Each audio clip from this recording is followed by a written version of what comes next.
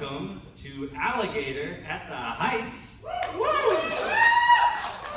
And you're all chomping at the bit to get started with this. You crawled through the muck and the mud, and hopefully this isn't going to go totally down the tubes. All right, there we go. My name is Vincent. Me and Matt are from the Camp Kaiju Monster Movie Podcast, and we love discussing and reviewing monster movies. Traditional kaiju creature features, space invaders, the supernatural, and everything in between, we say. All strange beasts are welcome. How's that? Great. All right. So far, so good. You say some things now. All right. Yeah, so tonight we're going to watch Alligator, which is such a fun creature feature if you haven't seen it before. You're really in for a treat tonight. This was one of the many Jaws ripoffs that came out in the late 70s and early 80s, but one of the better ones, we would say, Vincent and I would say. Just a couple of fun facts about the movie. It was produced by Brandon Chase, who also had success with The Giant Spider Invasion, which was shot and set in Wisconsin. This movie, Alligator, was also supposed to be set in Wisconsin, in Milwaukee, in fact. The original draft of the screenplay was set in Milwaukee, and the alligator grew to immense size from drinking too much beer, which, as a native Milwaukeean, I'm very proud of that, but it's probably good that that screenplay was changed. The movie that you're about to see is set in Chicago, although it was clearly very blatantly filmed in Los Angeles, so it's not realistic, but it is set in Chicago. Whoa, whoa, whoa. Not realistic? Only the setting, everything else about it is utterly realistic. I've heard that this is a true story. Yeah, it's basically a documentary. The original draft of the screenplay was by Frank Ray Perilli and John Sayles, who is a very well-known filmmaker. He would go on to have a very illustrious directing career of his own. He also wrote the screenplay for Piranha, so he's responsible for two of the better Jaws ripoff movies. He hated the original screenplay, and he rewrote all of it in one cross-country flight from New York to LA. So good job, John Sayles. The director is Louis Teague. He worked as an editor for Roger Corman's New World Pictures for a long time, and then rose to the ranks of director. This was his second film.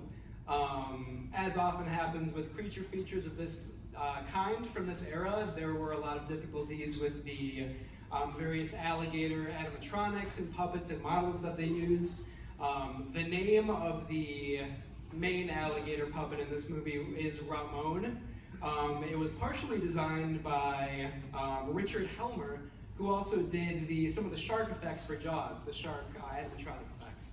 Does anybody know the name of the shark animatronic in Jaws? Bruce, nice, yeah. Too easy, man. I know. You don't win anything for that. You can just be proud of it. Ramon also was donated to the University of Florida after this movie. They're the Gators, so that works out. Roger Ebert hated this movie, but did get some other good reviews.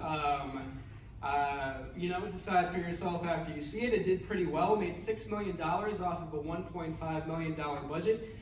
Quentin Tarantino loves this movie, although he says that about approximately 400,000 movies, so you can't really take that, to heart. But Robert Forster's character in Jackie Brown, whose name is Max Cherry, was inspired by Robert Forster's character in this movie, a detective named David Madison. I don't want to say anything more about it, so that's our intro to Alligator, but Vincent has some giveaways here. Well, you're holding the mop, the legendary mop, but I am holding a vintage TV Guide promotional page for Alligator. So we're going to give this away, and we're going to give a mop signed by Lloyd Kaufman himself, the president of Troma Studios. And you can play Toxie in your own home with this mop, or just hang it on a wall, whatever you want, whatever floats your boat there. All right, we're gonna draw a name. First thing we're gonna give away is the Alligator TV Guide page. You can see what else was playing on Sunday, March 7th, 1982. And the lucky winner is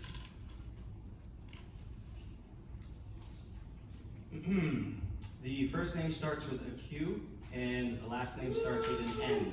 Hey, all right. Hey. Amazing, thank you. Matt, you do the honors with the Kaufman mop. All right. Careful on the stereo there. Yeah. right, this is a genuine Lloyd Kaufman mop. I was here when he signed it, so I can verify its authenticity. The lucky winner of this is, let's see. Some Post-it stuck together. All right, the winner of the mop is Dan Howard. Congrats. Yeah.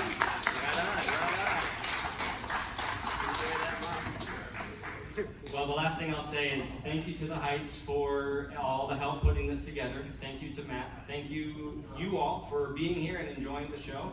And if you like monster movies, follow Camp Kaiju wherever you podcast. Until next time, stay campy.